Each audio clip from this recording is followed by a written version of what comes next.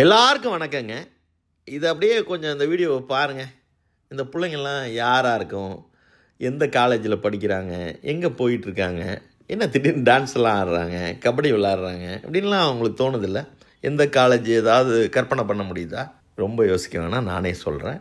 இது கோயம்புத்தூரில் கேபிஆர் மில்ஸ்ன்னு இருக்குது. கிட்டத்தட்ட கோயம்புத்தூர்லேருந்து ஒரு 26 கிலோமீட்டரில் அரசூர், அங்கே தான் நான் ஷூட் பண்ணேன். நமக்கு ஏதோ ஒரு கடவுள் புண்ணியத்தில் அவங்க ஒரு பர்மிஷன் கொடுத்தாங்க.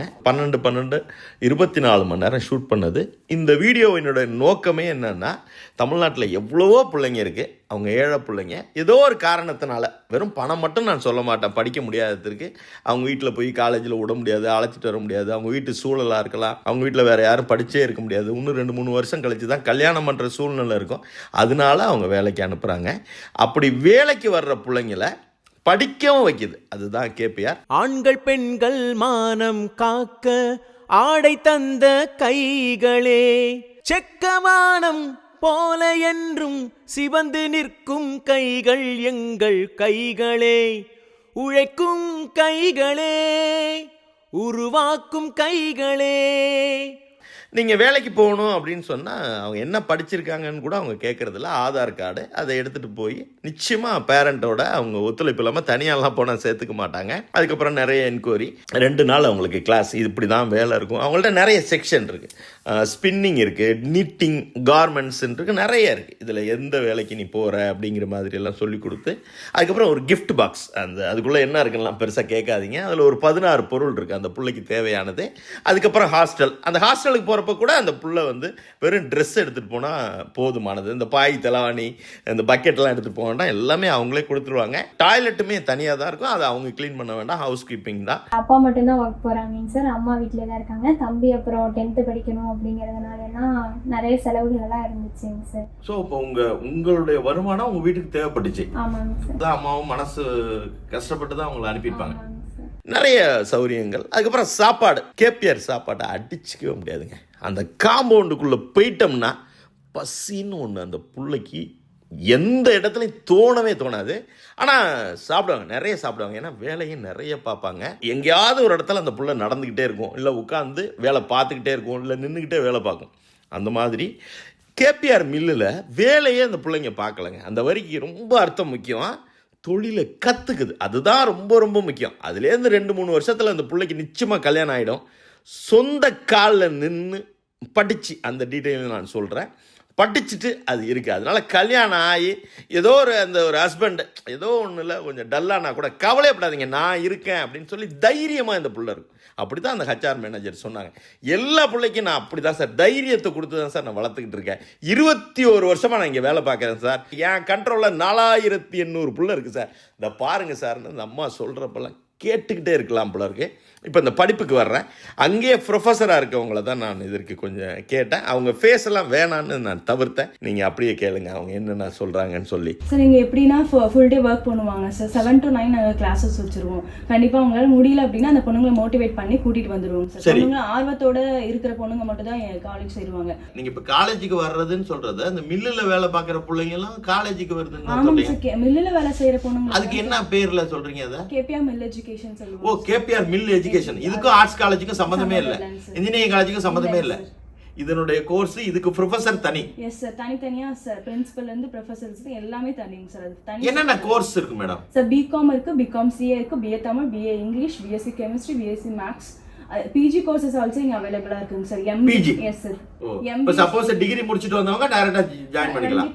சோ இங்க டிகிரி முடிச்சிட்டு ஜாயின் பண்ணிக்கலாம். கண்டிப்பா ஜாயின் பண்ணிக்கலாம் சார். ஆமாங்க. நைட்டு 7 மணிலேருந்து ராத்திரி 9 மணி வரைக்கும் அவ்வளோ அந்த கிளாஸ் ரூமில் அவ்வளோ அற்புதமாக இருக்கும். அது இந்த டான்னு ஒரு படம் இருக்குல்ல, அந்த படத்தில் நடித்த அந்த இன்ஜினியரிங் காலேஜ். ஏன்னா ஈவினிங் காலேஜ் இருக்காதுல்ல, அதனால அந்த கிளாஸ் ரூமெல்லாம் அவ்வளோ ரிச்சாக இருக்கும். இந்த பிள்ளைங்களெல்லாம் பாருங்களேன். அங்கே ஒரு பொண்ணு சொன்னிச்சு, எனக்கு ஒன்றும் மறக்கல, அந்த கேபிஆர் மில்ஸ் எஜுகேஷன் தனியாக ஒரு செக்ஷன் இருக்குது. அப்படி ஓப்பன் யூனிவர்சிட்டியாக அவங்க தனியாக அந்த இதில் தான் வருது. இதுக்கும் அவங்க ஆர்ட்ஸ் காலேஜ் இன்ஜினியரிங்கெல்லாம் சம்மந்தமே இல்லை. ஸோ இப்போ கல்யாணத்தப்போ இன்னும் ஒரு பெரிய தம்பு இதனால கிடைக்குது. வீட்டில் இருக்கவங்க எல்லாரும் வேலைக்கு போறாங்கன்னு தான் சார் சொல்லி நினைச்சிட்டு இருப்பாங்க.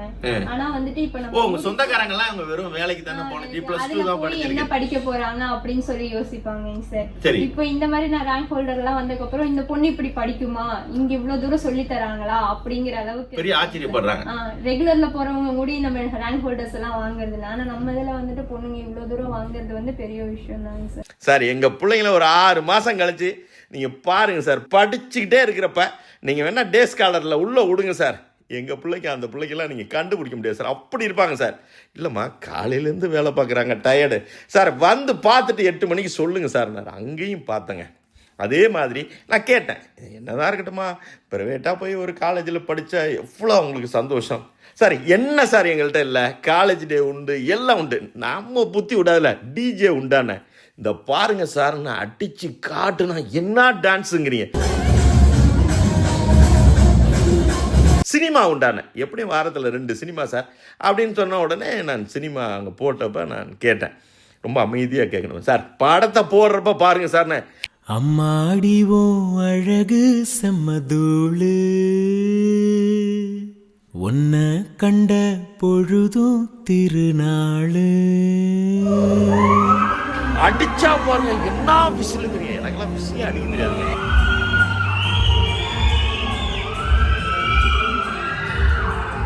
அந்த பிள்ளைங்களை அவ்வளோ சந்தோஷமாக வச்சுருக்காரு. சாப்பிட்றப்ப சரி, வேலை பார்க்குறப்பையும் அந்த வேலை பளு தெரிஞ்சிடக்கூடாது அப்படின்னு சொல்லிட்டு எல்லா இடத்துலையும் சத்தமாக பாட்டு கேட்டுக்கிட்டே இருக்கும்.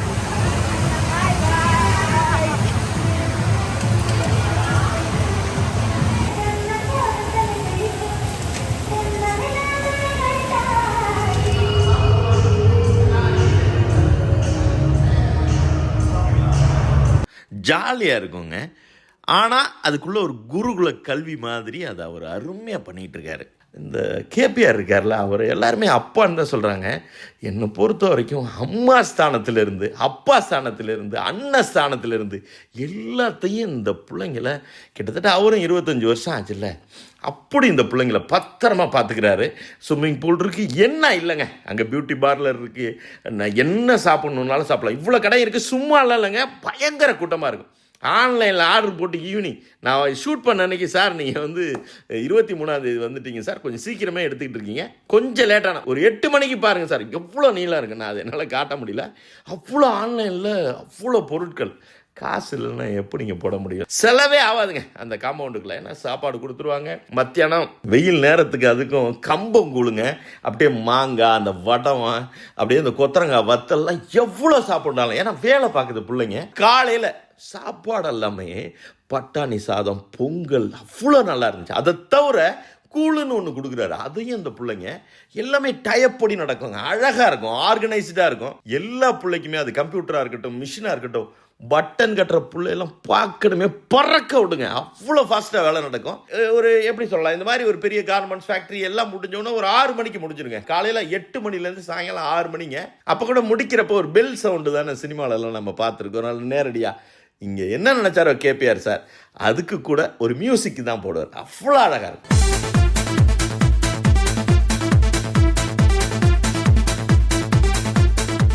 அந்த மியூசிக்லேருந்து அந்த பிள்ளைங்க அப்படியே களைஞ்சு போகிறப்ப, இந்த சின்ன பிள்ளையெல்லாம் முதல்ல ஸ்கூல் விட்டு போகிறப்ப அந்த பெல் அடிச்சோன்னு ஓடுவாங்கல்ல, அது மாதிரி அங்கே களைஞ்சு போய் அது ஒரு ட்ரெஸ் எல்லாம் மாற்றிக்கிட்டு அப்படியே அந்த காம்ப்ளெக்ஸை சுற்றி ஏதாவது வாங்கி சாப்பிட்டுக்கிட்டே இருக்கிறப்ப, அங்கே 2 கோயில் வேறு இருக்கும், எல்லாத்தையும் பார்க்குறப்ப இந்த பிள்ளைங்க வேலை பார்த்துக்கிட்டு படிக்குதா, நிஜமாவே காலேஜுக்கு போய் படிக்குதா அப்படிங்கிற மாதிரி இருக்குங்க.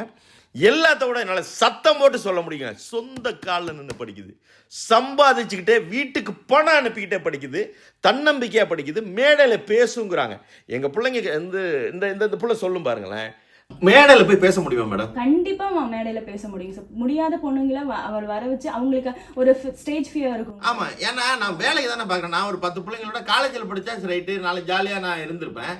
உங்கள்கிட்ட நீங்க இப்படி இருக்கிறப்ப நான் எப்படி ஸ்டேஜ் ஃபியர் எனக்கு இருக்கும்ல. சில கேம்ஸ் மாதிரி கண்டக்ட் பண்ணுவோம் சார். கேம்ஸ் மாதிரி கண்டக்ட் பண்ணி அவங்க ஸ்டேஜ் ஏத்தி கண்டிப்பா பேசுவாங்க. ஈகோலயாவது அது வந்துரும். அந்த அத்தனை பேர் ஏறி இருக்காங்க பாருங்க. அதனால உங்கள்ட்ட 500 புள்ள படிச்சாலும் 500 புள்ளையும் மைக்ல பேசும். இப்ப மைக்ல பேச வச்சிருவாங்க சார். கேபிஆர் மில்லுல வேலை கொடுக்குறாங்க, அதற்கு பணமும் கொடுக்குறாங்க, அதை தாண்டி ஒரு தன்னம்பிக்கையும் கொடுக்குறீங்க. கண்டிப்பாங்க சார், தன்னம்பிக்கை கொடுக்குறேன். ரைட். அப்பனா கேபிஆர் மில்லில் வந்து வேலை பார்த்துட்டு படிச்சுட்டு அந்த பொண்ணை கல்யாணம் பண்ணி கொடுத்தா அந்த அப்பா அம்மா கவலையப்பட வேண்டாம். கவலையே பட வேண்டாங்க சார். நிறைய நல்ல பிள்ளைங்க யூஜி இருக்குங்கிறாங்க, பிஜி இருக்குங்கிறாங்க, கஷ்டமாக இருந்தாலும் சரி, ஏதோ ஒரு சூழ்நிலையில் படிக்க முடியலனாலும் சரி, கேபிஆர் மில்லு வேலைக்கு போனோம்னா படிக்க அவர் வச்சுருவார், எல்லாத்தையும் அவர் பார்த்துப்பார். ரொம்ப கம்மியான ஒரு 500 ரூபாய் இது மாதிரி தான் மாதத்தில் அவங்க எடுத்துக்கிறாங்க.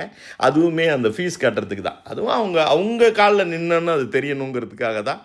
ரொம்ப ரொம்ப பெரிய விஷயம். இந்த நம்பரில் ஃபோன் பண்ணி பாருங்கள். உங்களுக்கு பிடிச்சிருந்துச்சுன்னா நீங்கள் போய் பாருங்கள். நான் இது வரைக்கும் இந்த வார்த்தையை உச்சரித்ததில்லை, இன்றைக்கி உச்சரிக்கிறேன். உங்களுக்கு இது தேவைப்படலைனாலும் நிச்சயமாக யாரோ ஒருத்தர் தமிழ்நாட்டில் தேவைப்படும். அந்த பிள்ளைக்கு இதை எப்படியாவது அனுப்புங்க. அது மாதிரி எல்லா சௌகரியங்களும் நிறைந்த கேபிஆர் மில்லை பற்றி பேசினதில் அப்புறம் நம்ம எல்லா இடத்துலையும் நமக்கு ஒரு சின்ன ஒரு மனசு இருக்கும்ல. கார் டிரைவரை வரைக்கும் பேசினாங்க. அவர் பேரெல்லாம் வேண்டாம், ஆனால் நல்லா பேசினார். அவர்கிட்ட கேட்டேன், சார்ட்ட நீங்கள் கற்றுக்கிட்டது என்னங்க அப்படின்னு சொல்லி. அவர் சொன்னது இப்படி தான், எளிமையாக எப்படி இருக்கிறது, சிக்கனமாக எப்படி இருக்கிறது அப்படின்னு சொல்லி தான் அவர் சொன்னார். நான் இன்னொன்று கேட்டேன், எனக்கே என்னமோ மாதிரி போயிட்டு, அதை கேட்டிருக்கவே கூடாது.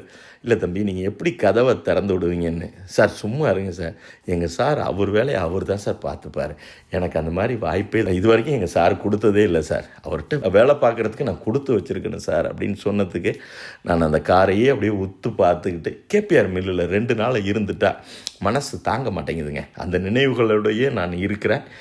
நல்ல பிள்ளைங்க, நல்ல எப்படி சொல்லலாம், அந்த உழைக்கிறதெல்லாம் பார்க்குறதுக்கு கொடுத்து வச்சுருக்கணும். ஒரு பெரிய சமுதாய மாற்றத்தை அந்த கேபிஆர் செஞ்சுக்கிட்டு இருக்காரு.